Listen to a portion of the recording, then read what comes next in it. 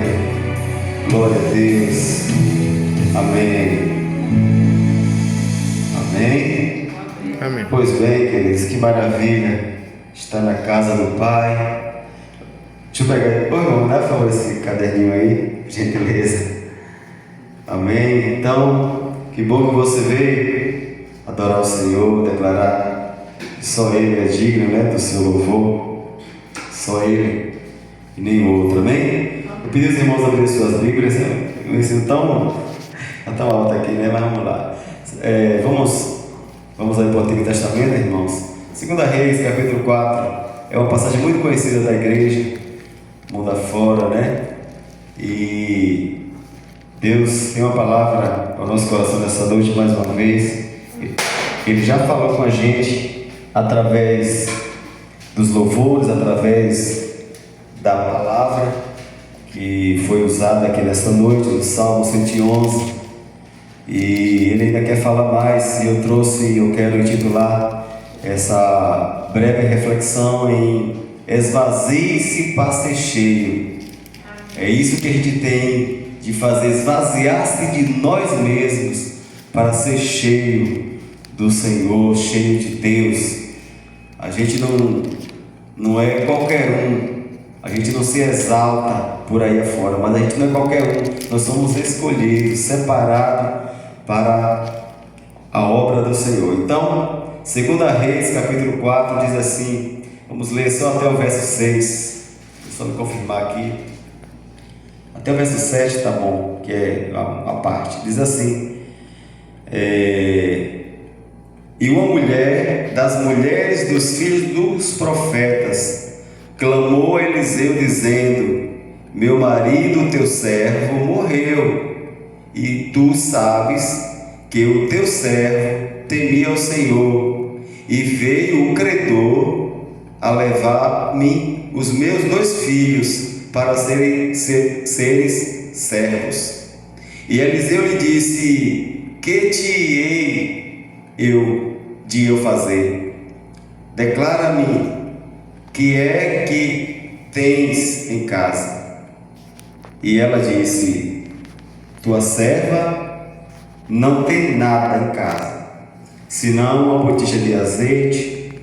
Então disse ele, vai, pede para ti vasos emprestados a todos os teus vizinhos, vasos vazios, não poucos. Então entra e fecha a porta sobre ti e sobre teus filhos, e deita o azeite em todos os vasos, e põe à parte o que estiver cheio.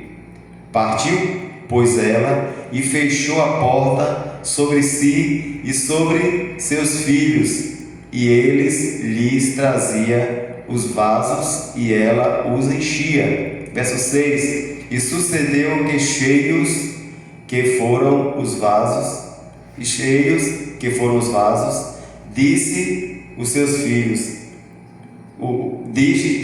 a seu filho, traz-me ainda um vaso.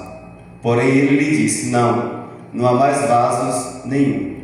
Então o azeite parou. Então veio ela e o fez saber ao homem de Deus, e disse ele, vai, vende o azeite e paga a tua dívida, e tu e teus filhos viverei do resto. Amém? Glória a Deus. Passagem muito conhecida, acho que todo mundo já ouviu essa ministração acerca daquela mulher que era esposa de um dos profetas, dos filhos dos profetas.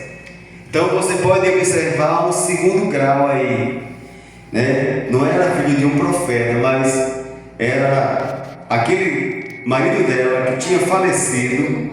De fato, a gente percebe que há uma história, um pano de fundo, como diz o pastor Roque Silva, Roque de lá, Roque Silva. Então, queridos, para a gente pensar aqui acerca desse texto. Esse texto aqui, a página passou aqui. Então aquela mulher, ela estava em grande aflição. O interessante é que aquela mulher, ela recorre a alguém que ela sabia que de fato iria resolver o problema, ou pelo menos ela iria questionar se aquele homem de Deus ia deixar aquela situação acontecer. Imagina a mulher perder o esposo e na sequência ter que perder os 2 filhos, numa época onde uma casa onde não tem homem era o caos. Entrava pessoas de toda índole, estuprava, machucava, enfim, e o homem dava uma segurança, e aqueles filhos daquela mulher era a esperança que sobrou do seu marido. E ela corre na sua dificuldade e vai a Eliseu pedir a Eliseu uma solução para um problema pessoal. E aí o versículo de número 1 diz assim, que uma mulher das mulheres dos filhos do filho dos profetas, não é isso? Me certificar aqui, que eu estou com a visão muito ruim, mas eu estou conseguindo ler aqui mesmo um pouquinho. Ela diz: ó, meu marido, teu servo, morreu.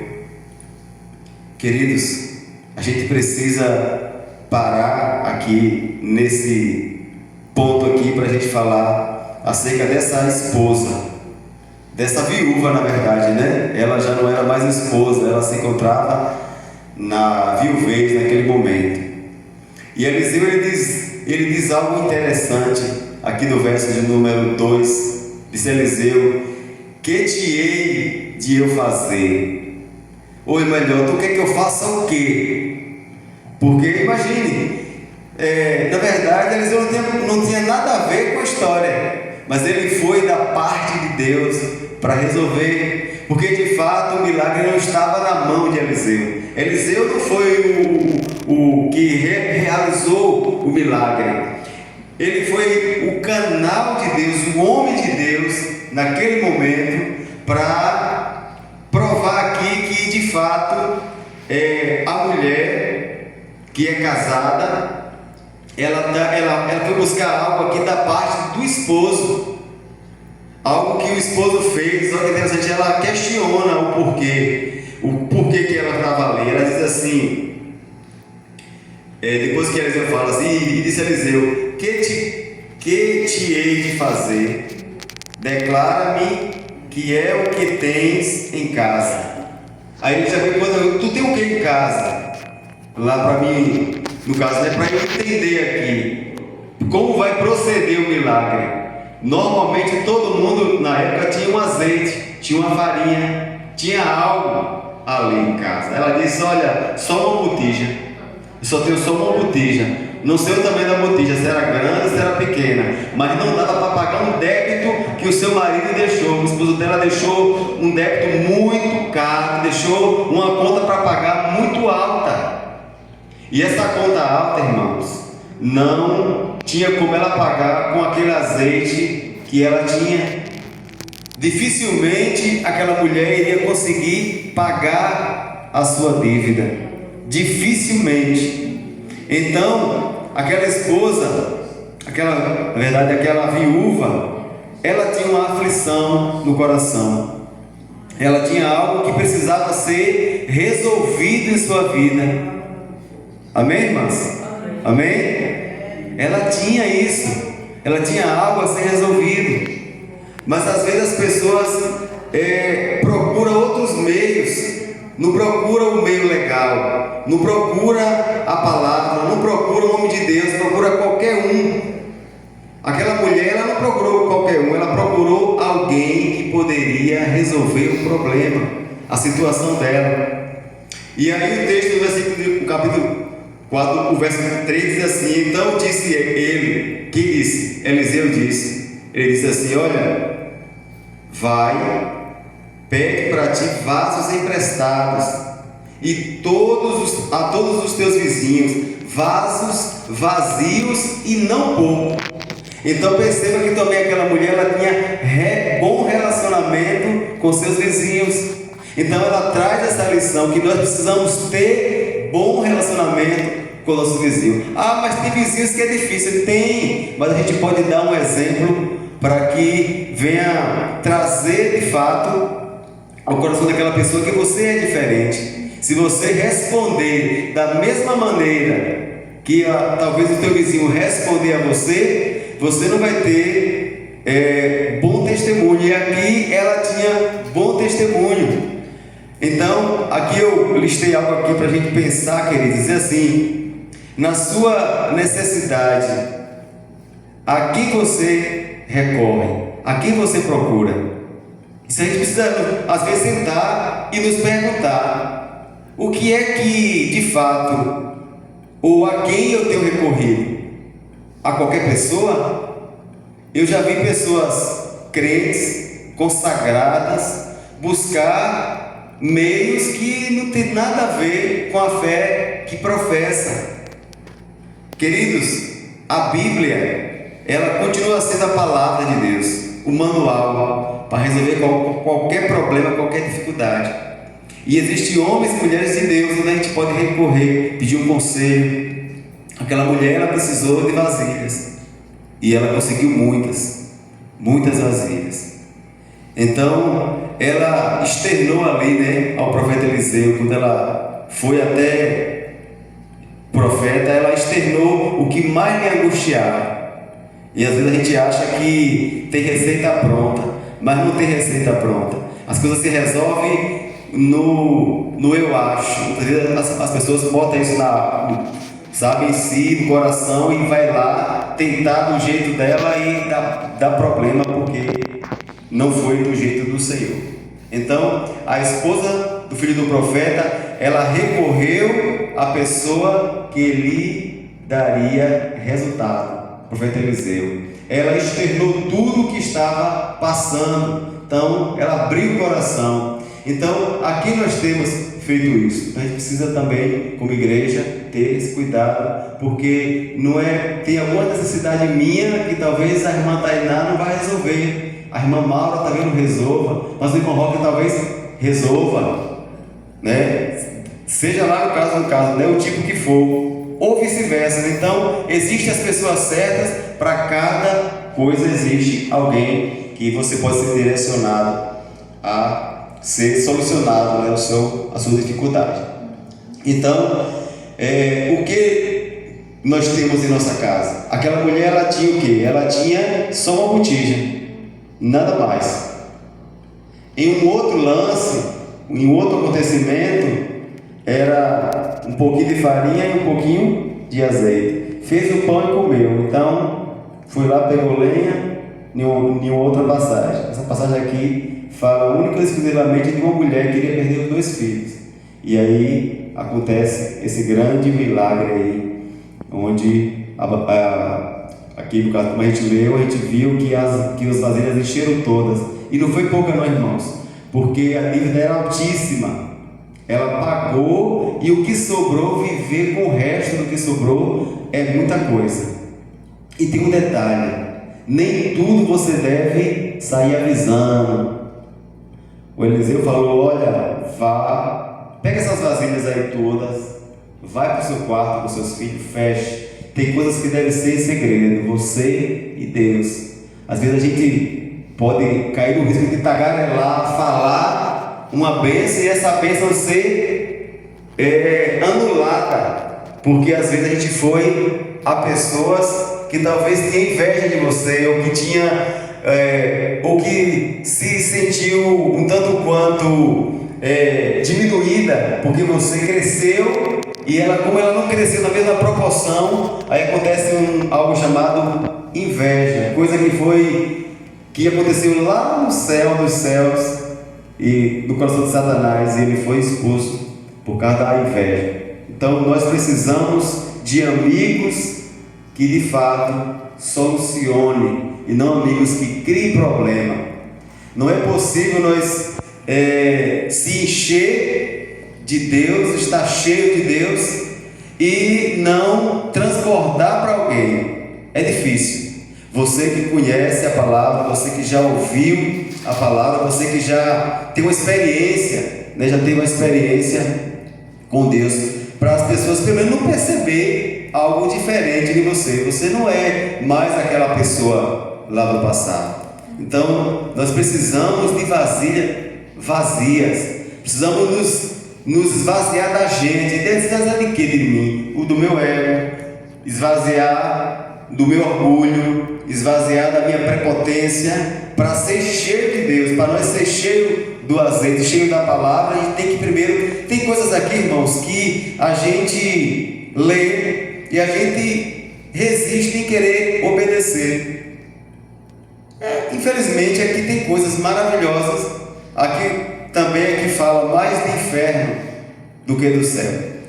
Ai, Mônica, por quê? Como é que tu me diz isso? É porque aqui fala mais do inferno para que a gente não vá. Aqui está sempre batendo na tecla, irmãos. Obediência, reverência, santidade. Está sempre buscando, e a gente às vezes pegamos outros destinos. Então precisamos dar esperança, dar de fato esperança também ao nosso irmão, como homem de Deus, como mulher de Deus, para que quando ele perceba você, não, eu posso contar com o irmão, com a irmã, e ali você ser um diferencial, algo que vai ajudar e não atrapalhar. Diz aqui também, eu separei algo escrito aqui que diz assim: a bênção do Senhor é para quem é dependente dele. Nós somos dependentes. Tem até um que diz assim: nós somos dependentes para nascer, para viver, para saber, para sentir. Nós temos de ser dependente dele. O homem que não conhece a Deus e o Evangelho, ele faz o quê? Primeiro ele para assim, diz assim: não, mas meu dinheiro resolve, a minha fama resolve, eu vou mais além, não preciso de Deus para nada. Aí é só adoecer ou a tropeçar, né, que chama por Deus. Mas tem gente que no caso, né, busca Deus e quer Deus, sabe para quê, irmãos? Infelizmente, pessoas que querem Deus para aliviar suas dores, para suprir a necessidade. Nós tem que ser justamente o oposto. Se a gente estamos na presença dele e valorizando o plano dele, proclamando as boas novas, não é porque a gente vai ser salvo por isso. E isso é só sintomas de alguém salvo. Se a gente faz obras, a salvação nunca vai vir por elas, porque senão vai ter muito político no céu se gloriando de obras, grandes obras que fizeram. Mas a obra que faz a diferença é a obra que foi cravada na cruz. Gente, Billy Graham diz algo interessante, que a cruz, ele dá uma descrição, que a cruz prova a gravidade do pecado da humanidade.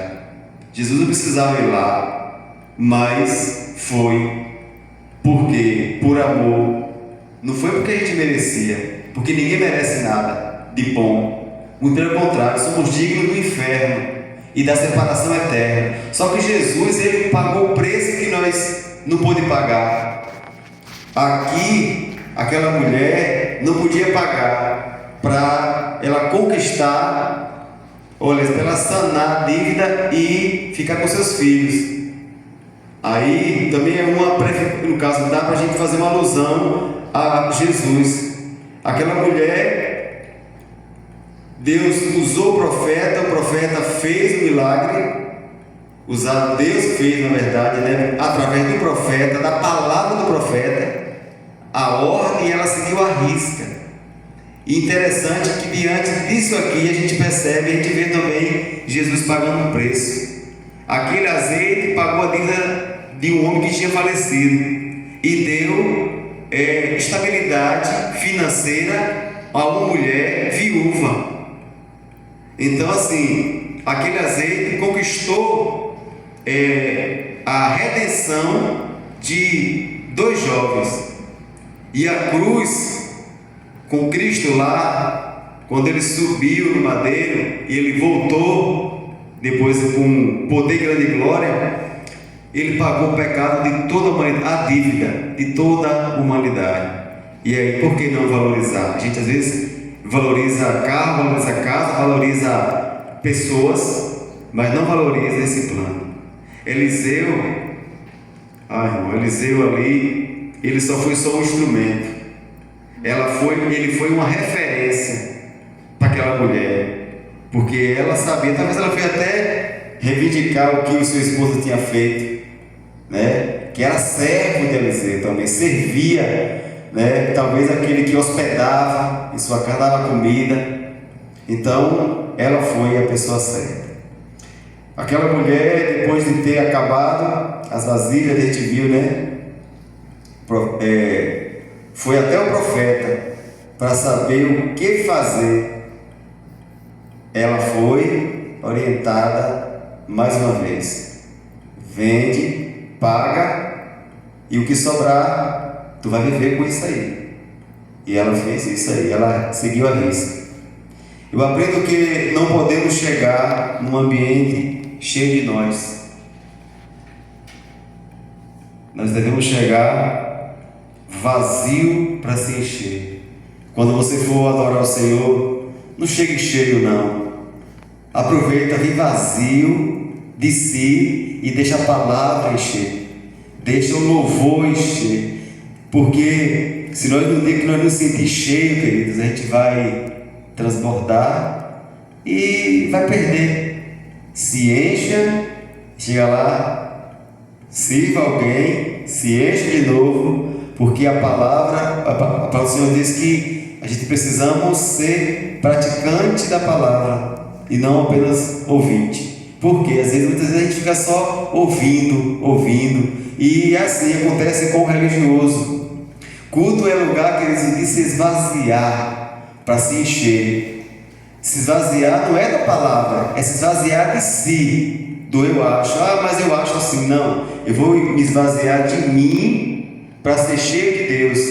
E aí, de fato, vai acontecer uma mudança na nossa vida, como aconteceu também na vida daquela mulher que um dia precisou recorrer ao homem de Deus. Então, diante de tudo isso, que possamos, como igreja, neste lugar, ou em qualquer lugar que a gente for, nós somos a igreja de Deus, somos parte do corpo de Cristo, a gente fazer a diferença. E quando chegar no culto, esvazie de si e se enche. Nós não somos melhores nem pior do que ninguém. Quem está aqui, ali, não é melhor do que quem está aqui, e vice-versa. Cada um tem uma função e cada um faz conforme a medida do que Deus confiou, o Jesus confiou. Amém? Vou estar orando e aí tem o louvor e depois o irmão vai estar com os avisos e a oração final. Amém? Então que possamos buscar sempre as pessoas certas, os momentos certos. Eu quero cantar um louvor de Nani nessa noite. Eu até prometi para a irmã Maura aqui cantar um louvor de Nani. Qual é que tu quer? Para a gente relembrar. Que Deus tocar no seu coração. Amém. Adorador por excelência. Pode ser essa? Glória a Deus. Epa, falta uma letra aqui. Glória a Jesus, excelência.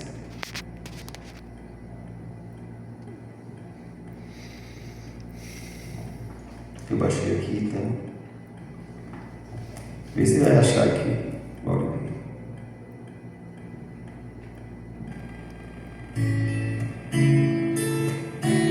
Então, quando você se esvaziar, aproveita e dá o melhor que você tem. Glória a Jesus.